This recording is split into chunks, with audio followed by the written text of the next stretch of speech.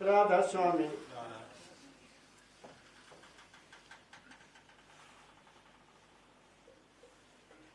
सतपुरुष बाबा फकीर जी महाराज के चरणों में आने के बाद मुझे संत मत का थोड़ा ज्ञान हुआ। पूरा नहीं कह सकता हूं अभी। थोड़ा ज्ञान क्या हुआ कि जितने भी संत महापुरुष आए संसार में, गुरु नानक से लेकर कबीर साहब ले लिए, दादू, पलटू, पीखा जी, बहुत संत है मेरे देश में जिन्होंने हमें समझाने की कोशिश की, हमें सच्चा रास्ता बताया।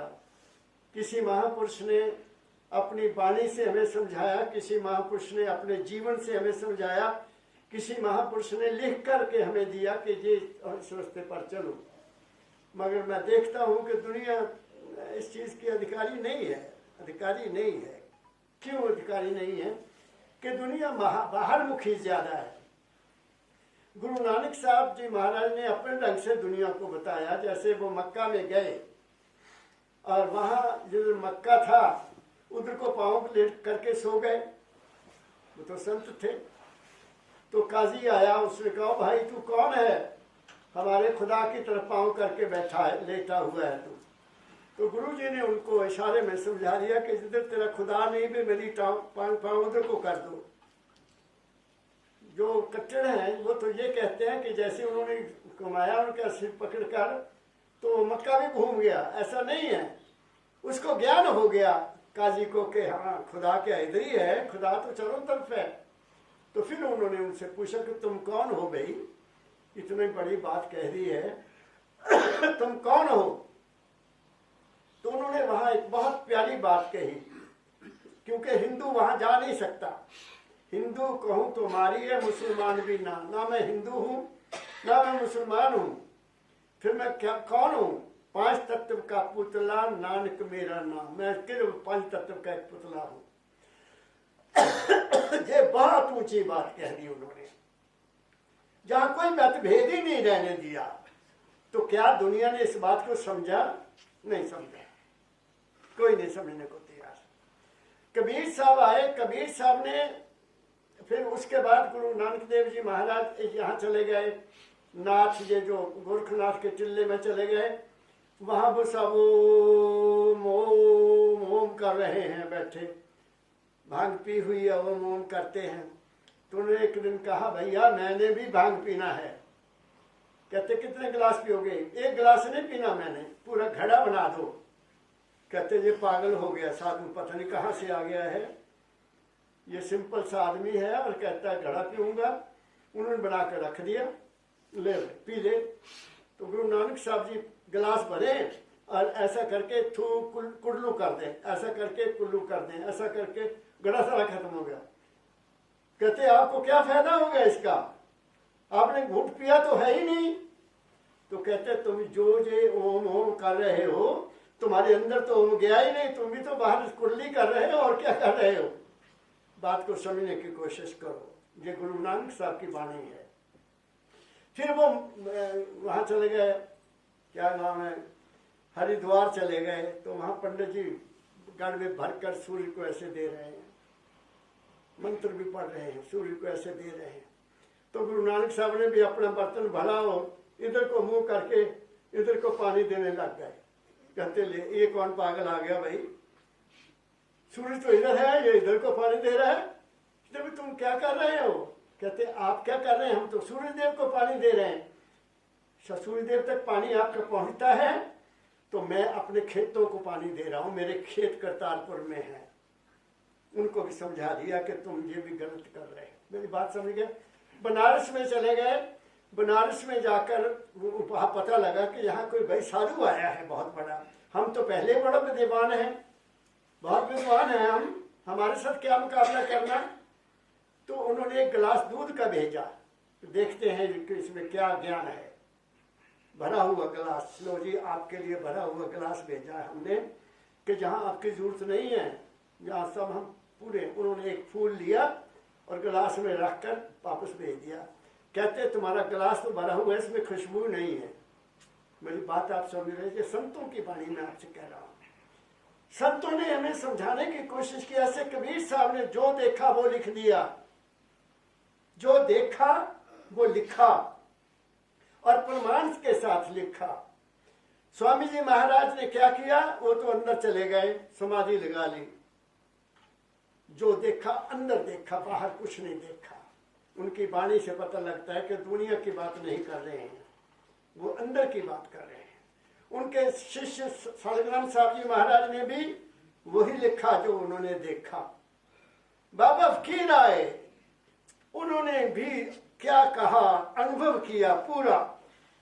कबीर ने जो कहा उसका अनुभव किया कि क्या ये वाणी सत्य है। जो गुरु नानक साहब जी ने कहा, जन नानक बिन आपा चीना मिटना भ्रम की काई। जब तक हम अपने आप को नहीं जान लेंगे, हमारी भ्रम नहीं जाएंगे।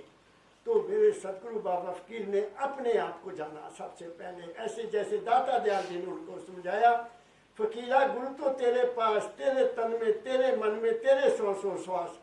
कहते मैं जो समझता था, महाराज जी कहते मैं जो समझता था कि मैं बैठता हूँ ध्यान करता हूँ, दाता दयाल को मैं यहाँ देख लेता हूँ, मैं समझ तो दाता मेरे पास है, लेकिन असलियत कुछ और निकली। ये दाता का रूप तो मैंने बनाया हुआ था, मेरा तो घर और आगे था, तो मुझे असलियत का पता चला। तो दाता दयाल जी महाराज आज एक शब्द आपको मैं सुनाना चाहता हूँ कि वास्तव में हमारी जिंदगी है क्या। हमारी जिंदगी मन के अधीन है। हमारी जिंदगी जब मन यहाँ बैठ जाता है तो देखने में फंस जाता है, जब मन यहाँ आ जाता है तो रसों में फंस जाता है, जब ये मन सुनने में लग जाता है तो सुनने वाली बातों के पीछे लग जाता है, चाहे वो अच्छी हो चाहे बुरी हो। और जैसे ही वो हमारा मन इस कर्म इंद्रियों पर पहुंच जाए तो कर्म करने के लिए मजबूर हो जाता है। तो दाता दयाल जी का उन्होंने मिसालें दी, हमें समझाया कि ये पक्षी, ये द्रव्य, ये जानवर, ये परिंदा, ये क्या छोटे से छोटा जिसको कहते हैं भंवरा, ये कैसे फंसते हैं, ये कैसे इनका अंत हुआ, क्योंकि उनको ज्ञान नहीं था। हमें ज्ञान है, तो वो मिसाल से हमें समझाते हैं कि हमें क्या करना चाहिए। दाता दयाल जी महाराज का शब्द निकालो, जगत की लीला परख लिए। हाँ क्या है, पढ़ो देखो क्या है लिखा है। जगत लीला परख चित चेत गया। लीला को मैंने परखा, देखा कि जगत में हो क्या रहा है, पशु पक्षी कैसे रह रहे हैं। तो मुझे पता लग गया कि नहीं, इधर भी नहीं जाना, इधर भी नहीं जाना, ये भी नहीं देखना, ये भी नहीं करना, ये भी नहीं करना, और अपने अंदर जाना। वो जो असलियत है, जब वो प्राप्त हो जाए फिर चिंता नहीं रहती। फिर चिंता किस बात की, चिंता तो मन की है। मन ही समझ लिया कि मन है क्या, मन क्या देखता है, मन कैसे देखता है, मन खाने का लालच क्यों करता है, मन सुनने के लिए बुरी बुरी बातें क्यों इंटरेस्ट रखता है। जब ये बात समझ आ गई तो इंसान अपनी आंखें भी बंद कर लेता है, कान भी बंद कर लेता है, जुबान भी बंद कर लेता है। वो मौन दृष्टि में रहता है और बोलता तब है जब उसकी बोलने की जरूरत होती है। सुनिए कैसे कहते हैं दाता दयाल जी महाराज, पढ़ो। जग लीला परख चित चेत गया। हाँ, जग लीला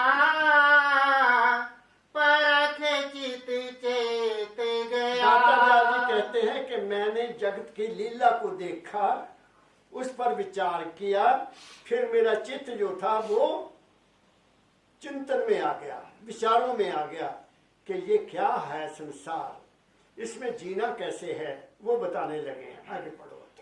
चेत गया चित चेत गया, जग लीला परख चित चेत गया। मेरा मन दुनिया को देखकर, संसार के खेल को देखकर, प्रकृति को खेल को देखकर चेतवान हो गया, होशियार हो गया। जीने के लिए पता लग गया रास्ता कहाँ चलना, कैसे नहीं चलना। बोलिए आगे। रेशम का कीड़ा अज्ञानी, रेशम का कीड़ा अज्ञानी, मोनीद में सोया, मोनीद में सोया। बंधन मुआ आप फंस गया, अपने बंधन मुआ आप फंस गया, बिरथा जीवन खोया। अब पहली बात उन्होंने कही है रेशम के कीड़े के बारे में कही। रेशम का कीड़ा कैसे बनता है? ये हमीरपुर के साथ नदौन गांव है, वहाँ ये रेशम के कीड़े पाले जाते हैं। वहाँ बहुत बड़ा बाग है। जो शहतूत के पत्ते वो खाता है, खाकर फिर अपने चारों तरफ एक धागा ऐसे ऐसे बनाता जाता है, अंदर ही रहता है। धागा बनता जाएगा, वो ऐसे बन जाएगा गोल, और उसमें सांस चला जाता है उसका। और फिर उसको जो रेशम निकालने वाले हैं फिर उसको उबालते हैं पानी में उबालकर उस धागे को ऐसे काट देते हैं, फिर वो आगे मशीनें काम करती हैं। तो दाता दयाल जी कहते हैं उसको ज्ञान नहीं है, वो मोह में फंस गया कि मैं बहुत आनंद ले रहा हूँ, मैं खा रहा हूँ, मुझे बड़ा आनंद आ रहा है।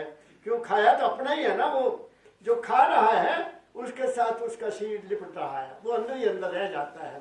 तो कहते हैं मोह की नींद वो सो गया और उसने लालच किया, और लालच करते करते वो उसी बंधन में फंस गया। दाता दयाल क्या कहते हैं? हमारा जीवन क्या है? हमारे जीवन का तंद कौन सा है जिसमें हमें फंसाया हुआ है? हमारे जीवन का धागा कौन सा है? रेशम के कीड़े का तो धागा उसने खाया, वो किया। हमारा भी एक धागा है कि जैसा खाइए अन्न वैसा बने मन। जो कुछ भी हम खाते हैं, हक हलाल की कमाई खाते हैं तो मन की हालत और होगी। अगर हक हलाल की कमाई नहीं है, किसी और तरह की है, किसी बेईमान की कमाई की हुई है, तो वो आपके मन पर असर डालेगी। तो जो हम खाते हैं उससे हमारा एक धागा बनता है, मन रूपी ख्याल, मन के ख्यालों का जंजाल। हम उसी में फंस जाते हैं और उसी में हमारा जीवन बर्बाद हो जाता है। बहुत ऊंची बात दाता दयाल जी महाराज कह रहे हैं। हमारे मन के ख्याल ही हमारे जीवन को चारों तरफ के घेर लेते हैं, चाहे वो खुशी के हैं, या गम के हैं, या मित्रता के हैं, या शत्रुता के हैं, या अपनापन के हैं, या परायपन के हैं। वो कहाँ से निकले? हमारे मन से निकले ना। तो हमारा मन भी हमारे शरीर के चारों तरफ एक ऐसी पोटली बना लेता है, हमें निकलना वहां से मुश्किल हो जाता है और इंसान उसी विचार में अपना जीवन बर्बाद कर देता है। इसलिए हमारा भी मन जो है ये भी वही खेल खेलता है जो रेशम का कीड़ा करता है। मेरी बात को समझ रहे सुनील बेटा? ये हमारा ख्याल ही है और कुछ नहीं। जैसा ख्याल वैसा हाल, जैसी मति तैसी गति, जैसी नियत तैसी मुराद। ये संतों का तत्व है निकाला हुआ। जैसी तुम्हारी अंदर की नियत होगी, अंदर का जो तुम्हारी चाहत है, वैसा ही तुम्हारा जीवन बनेगा। और जैसा ख्याल है उसके मुताबिक तुम्हारा हाल हो जाएगा। खुशी का ख्याल आया तो तुम नाचने लग जाते हो, गमी का ख्याल आया तो तुम खुश हो जाते हो। ये क्या है? ये हमारे अपने मन का ही ख्याल है। ना बाहर कोई गमी है ना कोई खुशी है, एक सार है ये सारा संसार। जैसा तुम्हारा ख्याल होगा वैसा संसार तुम्हें नजर आएगा। और आपने देखा होगा ना, जब किसी आदमी की मृत्यु हो जाती है तो जो साथ चले होते सभी वहां उस वक्त ये कहते हैं जो संसार कुछ नहीं है जी, 4 दिन की जिंदगी है, ये है। बड़ा अफसोस किया होता है तब वहां उस वक्त सारे कहते हैं कि ये जिंदगी कुछ नहीं। लेकिन जैसे घर पहुंचे, कौन हुआ सो कौन हुआ कोई नहीं जानता। फिर वो उसी चक्कर हमारा चलने लग जाता है। हम नहीं ये जानते कि हमने भी एक दिन जाना है। भाई ये क्या कारण क्या है? इसका कारण क्या है? मैंने इसके ऊपर विचार किया कि उस वक्त तो हम सभी कहते हैं कि रहना किसी ने नहीं। फिर कौन सी चीज है तुम्हारे अंदर जो कहती कि कोई नहीं मरता? नहीं, एक चीज अब आपके अंदर है जो मरती नहीं है। शरीर मरता है, मन भी मरता है, आत्मा भी मरती है, लेकिन वो जो चौथी चीज है जिसको कहते हैं 3 छोड़ चौथा बद दीना, सतनाम सतगुरु गति चीना। वो जो सतगुरु की बात बताई हुई है कि तू शरीर नहीं है, तू मन भी नहीं है, तू आत्मा भी नहीं है, तू इन तीनों में खेलने वाला है, तू अपने आप को पहचान। संत हमें वहां लाकर छोड़ते हैं। ऐसे ही दाता दयाल जी महाराज हमें अब एग्जाम्पल दे रहे हैं कि पहली बात तो ये सीख लो कि अपने ख्यालों में जंजाल में नहीं फंसना। आगे मछली जीभ स्वाद रस भूखी। आगे आ जाओ, और आगे आ जाओ। हाँ, मेरी तरफ देख के बोलना।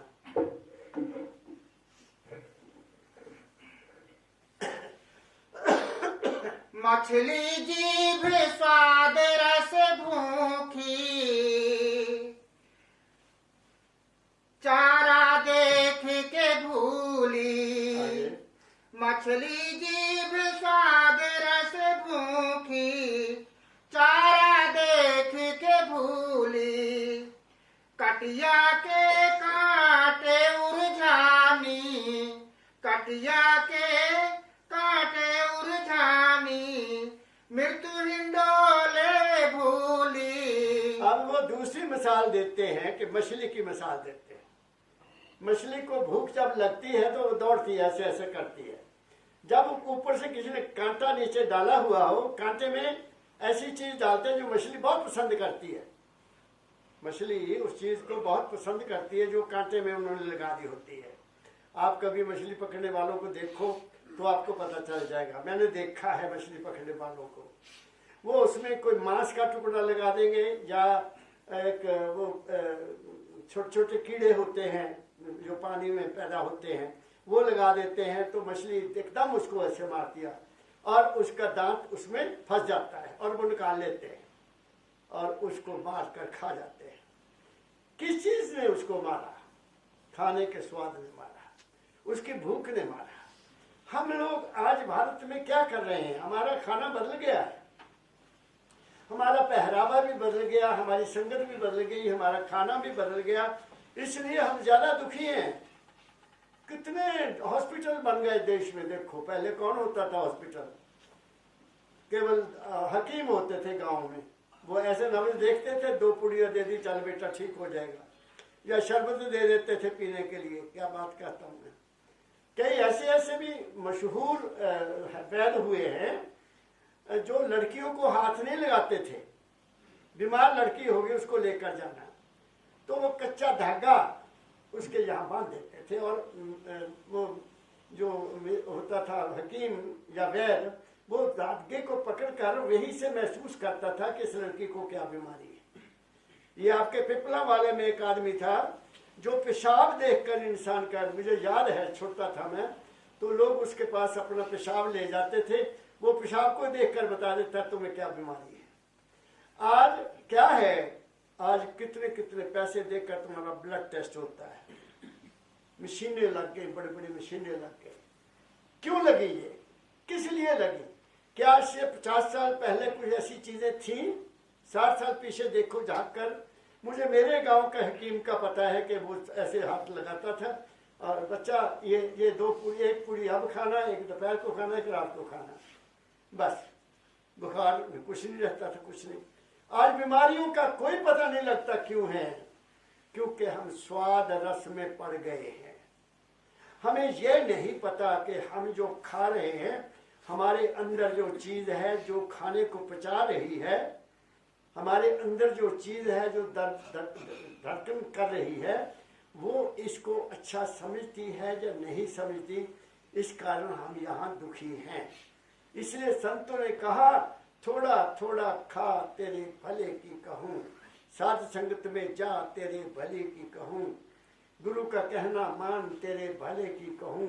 ये संतों की वाणियां हैं और दाता दयाल जी महाराज मिसाल से हमें बता रहे हैं कि ऐसे हमारा भी हाल मछली जैसा ही है। खाते हैं, फिर डॉक्टर की जो कुंडी है उसमें हम फंसते हैं। वो कहता टेस्ट ये कराओ, हुण अल्ट्रासाउंड कराओ, हुण ECG कराओ, हुण पता नहीं क्या क्या बताते हैं, आप सब जानते ही हैं। कारण क्या है? शरीर में कोई बीमारी नहीं है। शरीर में बीमारी हम अपनी खुराक से पैदा करते हैं। सिंपल ईटिंग, सिंपल लिविंग और सिंपल सब कुछ होगा तो जिंदगी में कभी कोई कमी नहीं रह सकती है। ये दाता दयाल जी महाराज हमें हिदायत कर रहे हैं। आगे पढ़ो। भौरा फूल बासिका लोभी, भौरा फूल बासिका लोभी, कमल पत्र लपटाना, सारी रात बंध में काटी, सारी रात बंध में काटी, रोना और पछताना। अब भंवरे की बात आती है, खुशबू बहुत आती है ना। कई दफा तुड़का बड़ा बढ़िया लगा हुआ हो तो आदमी सोचता बहुत बढ़िया खाना बना है। और आजकल मसाले ऐसे आ गए हैं, पता नहीं उन्हें क्या होता है। मुझे तो अपना बचपन याद आता है, कोई मसाला होता ही नहीं था, धनिया होता, धनिया, धनिया जानते ना, जिन बेहद पंजाबी जो बोलते हैं, माताएं उसको कूट लेती थी, बस वो होता था। काली मिर्च होती थी, जसुंड होती थी, जाजवैन होती थी, ज्यादा से ज्यादा और बढ़िया चीज क्या होती थी, हींग होती थी। बस ये चीजें रसोई की हैं। अब रसोई में ये चीजें आपको नहीं मिलेगी, MDH मिलेगा, पता नहीं क्या है उसमें, क्या नहीं है, क्या है उसमें, हमें क्या पता क्या डाला गया उसमें। बाकी चीजों का तुम्हें पता है कि हमने ये डाला है, अदरक डाला है, सूंठ डाली है, अजवाइन डाली है। जिस घर में ये चीजें हैं वहां इंसान के बीमार होने का सवाल ही नहीं पैदा होता। या वो मसाले हैं उनमें क्या है क्या नहीं है, शायद उन्होंने कांटेक्ट किया हुआ है हॉस्पिटल वालों से कि तुम ये डालो तो लोग बीमार होंगे, हमारे पास आएंगे। क्या कहा मैंने? बमरा क्यों फंस गया, खुशबू बहुत अच्छी लगी उसको और वहां बैठ गया कमल के फूल के ऊपर। उसको ये पता नहीं कि रात को ये फूल बंद हो जाता है और वो भी उसी में बंद हो गया और सारी रात उसी में बैठा मर गया। क्या कह रहा हूं मैं आपको, ये खुशबू जो है खाने की खुशबू, ये भी हमारे शरीर के लिए बहुत हानिकारक है। सिंपल से सिंपल हो जाओ, सिंपल से सिंपल हो जाओ जहां तक हो सकता है। कुदरत की चीजों को खाओ जितना कम से कम हो सकता है, तुम्हें कोई बीमारी नजर नहीं आएगी। मैं क्या कह रहा हूं आपको, तो ये तीसरी चीज हमारे दाता दयाल जी ने कहा कि खुशबू के पीछे नहीं जाना। मुझे याद एक बात आई, बच्चे छोटे छोटे होते थे तो स्कूल से आ रहे हैं तो उनकी मम्मी बासमती बनाते थे। दोपहर को बच्चों ने आना दाल और बासमती के चावल, तो यहाँ मम्मी आज लगता है चावल बने हैं, बहुत स्वाद आया, बड़ा खुशबू आई है, चाह के खाते थे बच्चे। मेरी बात सुनी, अब वो खुशबू है नहीं, बढ़िया से बढ़िया महंगी से महंगी आप बासमती ले लो। मैंने तो देखा उसमें कुछ भी नहीं है, रंग दिया हुआ है, जब पता नहीं क्या करते क्या नहीं करते भगवान जाने। खुशबू से भी बचना है, खुशबू भी अच्छी नहीं है। अब तो मैंने देखा क्या है, क्या बताऊं आपको, लोग नहाते नहीं है, नहाते बिल्कुल नहीं है, और घर में वो बड़े बड़े डब्बे रखे हुए हैं, डब्बे लंबे लंबे, बस उसको ऐसे किया ऐसे किया ऐसे किया ऐसे किया, चलो चल पड़े। अब बताइए वो क्या करेगा भाई तुम्हारी, वो बाहर की खुशबू क्या करेगी? वो ठीक नहीं है, वो ठीक नहीं है। मेरा पोता, मैं आपको अपनी बात बताता हूँ, वो कहता दादाजी साबुन ना इस्तेमाल किया करो। मैं क्या, मैं तो सारी उम्र साबुन लिया नहीं, हमारे टाइम में तो सनलाइट होता था, जल लाइफ बॉय होता था, अब तो साबुनों का कोई पता नहीं लगता। नहीं दादाजी ये खुश्की करते हैं। मैं क्या, अच्छा फिर क्या करूं, मैं आज आपके लिए लाऊंगा कुछ। उसने दो इतनी थी बड़ी, एक बड़ी शीशी, एक इतनी छोटी शीशी ला के रख दी मेरे बाथरूम में, एक रबड़ का स्पंज सा रख दिया, ये स्पंज जानते हैं ना, रबड़ सा। मैं क्या, बच्चा क्या, दादाजी इधर आओ मैं आपको समझाता हूँ, आप बहुत बूढ़े हो गए ना, आपको नहीं देखा, हमने देखा है। मैं क्या, अच्छा क्या करना है इसको, ये है इसके साथ सिर्फ सिर नहाना है। कैसे नहाना भाई, बस इसको ऐसे करके हाथ पर ले लेना, ऐसे मान लेना और सिर को लगाना, मुंह को भी लगा लेना, पहले सिर धो लेना, फिर क्या करूं, फिर जो ये शीशी है इसको इस पैड पर डालना, ऐसे ऐसे ऐसे, फिर हाथ ऐसे ऐसे करना, फिर इसकी झाग मिल जाएगी, फिर झाग को लगाना अपने सारे शरीर को। मैं क्या, ये बता कि इतना पंगा मैं काहे के लिए करना, क्या तू अपने रख ला, मैं मैं तो साबण की टिक्की लैनी इत्थों लैके थले तक नहा लेना 5 मिनट से मैं वेला हो जाता पहले ਇਹਨੂੰ खोलना फिर ਇਹਨੂੰ लावा फिर ਇਹਨੂੰ खोला ਇਹ लावा ਉਹ ਮੈਨੂੰ ਨਹੀਂ ਚੰਗਾ ਲੱਗਦਾ मैं सरसों का तेल ला लिया करना नहा के बढ़िया रहता अब बताइए तो बच्चे किधर के किधर हमारे चले गए आए वो आए चला गया सनलाइट चला गया सनलाइट एक साबुन होता था मैं यहाँ एसडी कॉलेज में पढ़ता था तो एक बुजुर्ग थे ये टिकट बेचा करते थे इसमें डाकखाने में बुजुर्ग थे बड़ी नजर उनकी तेज मैं तो अभी बच्चा था तो मैंने कहा ना बाबा जी थोड़ी नजर बड़ी तेज है कहते बच्चा सुन नहाते समय सनलाइट होता ना सनलाइट होता है उसकी चाकी तो ऐसे फेर दिया कभी कुकरे नहीं हो गए आपके कुकरे होंगे ना मन पता नहीं अंग्रेजी की कहते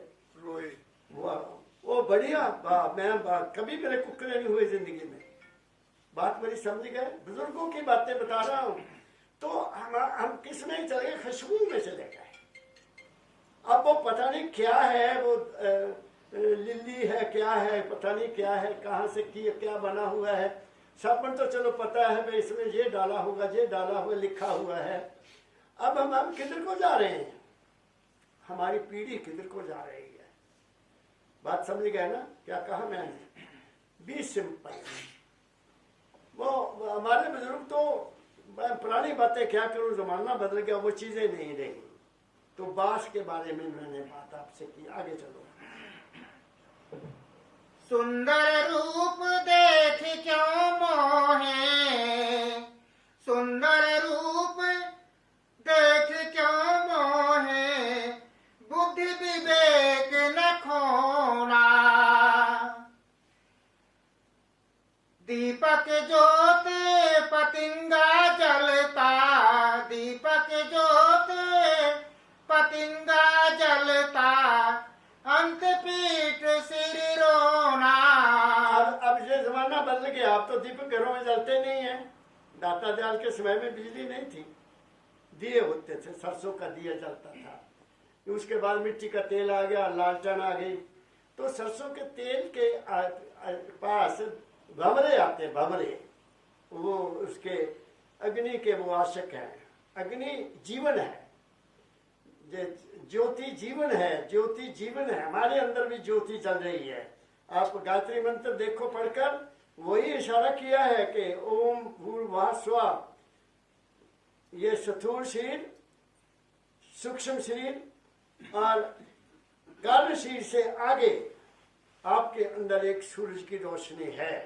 उसको अपने जीवन का पथ प्रदर्शक बनाओ ये कहा है इसमें हमारे गायत्री मंत्र में कहा है इसलिए श्री गुरु ग्रंथ साहब जी महाराज के दरबार में भी ज्योत जला के रखी जाती है मुसलमान नूर की पूजा करते हैं पारसी लोग भी नूर की पूजा करते हैं वो नूर कहते हैं ज्योति नहीं कहते तो वो ज्योति जो है वो हमारे जीवन का अंग है ये बता रहे हैं उसकी सुंदरता यही कहा ना ज्योति में सुंदरता होती है अंधेरे में सुंदरता नजर नहीं आती तो दाता दयाल कहते हैं उस ज्योति की सुंदरता उसको बहुत अच्छी लगी और वो भागा और उसमें जाकर ऐसे लाया और उसके पल छड़ गए और खत्म हो गया दाता दयाल जी महाराज हमें क्या कहना चाहते हैं कि दुनिया में कोई चीज सुंदर नहीं है तुम्हारी अपनी दृष्टि में सुंदरता है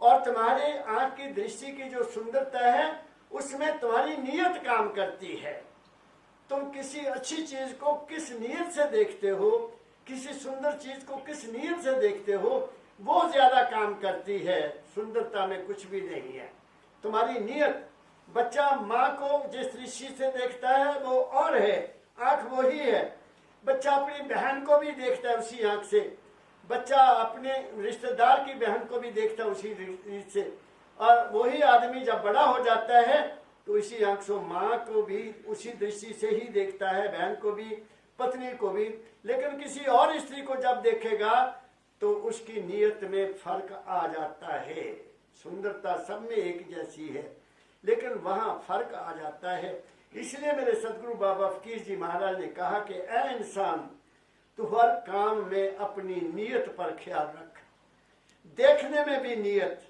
सुनने में भी नियत, खाने में भी नियत, कर्म करने में भी नियत को सामने रखो।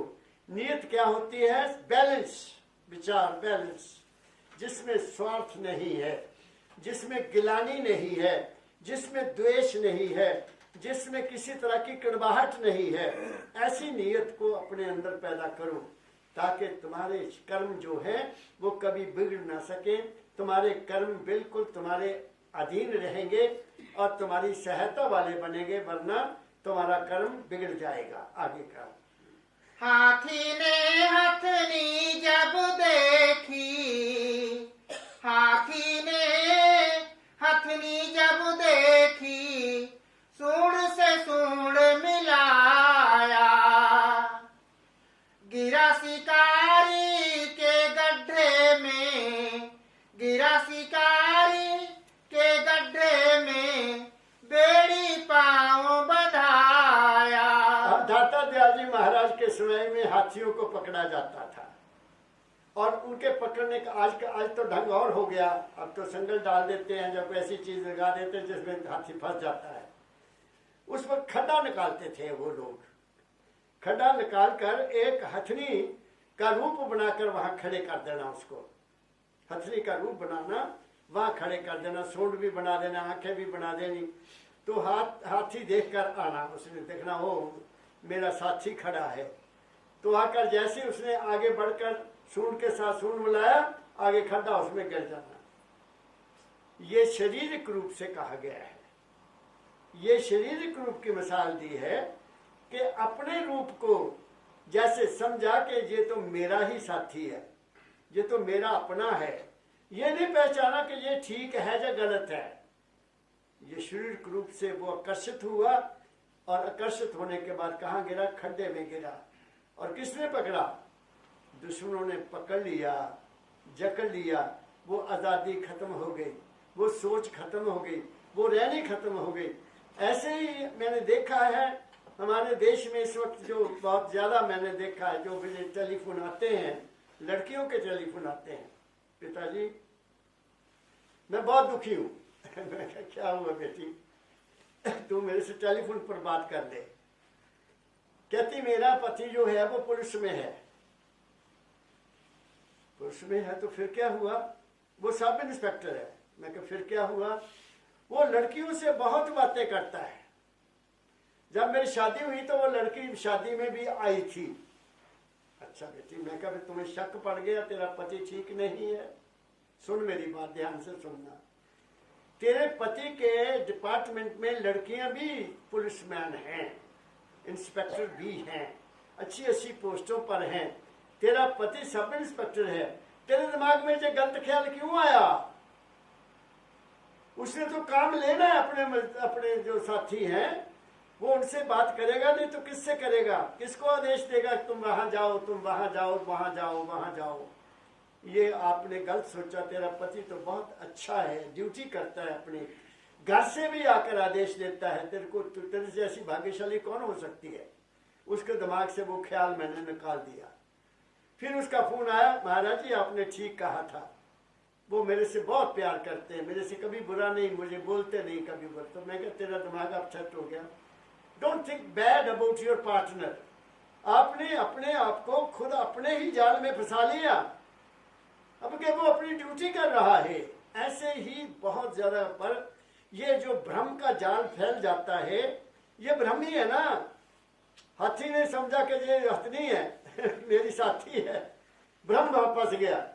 लड़की के दिमाग में भ्रम आ गया कि मेरा पति दूसरी लड़की से बात करता है। ऐसा कुछ नहीं होता। हम अपने ही मन से अपने जाल बिछाकर उसी में फंस जाते हैं और दिन रात बेचैन रहते हैं जब तक कि असलियत न बताई जाए। मैंने उसको असलियत बताया, नाउ शी इज हैप्पी। क्या कहा मैंने? तो हथनी नहीं थी, हथनी को निकाल दिया वहां से। वहां कोई हथनी नहीं है तेरे मुकाबले में। तू सबसे प्यारी है बेटी। अगर फिर भी तुम्हें शक हो तो मुझसे बात करना। बात मेरी समझ गए हो? मैं मिसाल देकर तुम्हें समझाने की कोशिश कर रहा हूं ताकि आप ऐसी सर्दी में आए हो और कुछ ख्याल ले जाओ। अपने ख्याल में कभी भी द्वेष पैदा नहीं करना, अपने ख्याल में कभी भी नीचता पैदा नहीं करना, अपने ख्याल में कभी नेगेटिविटी नहीं लाना।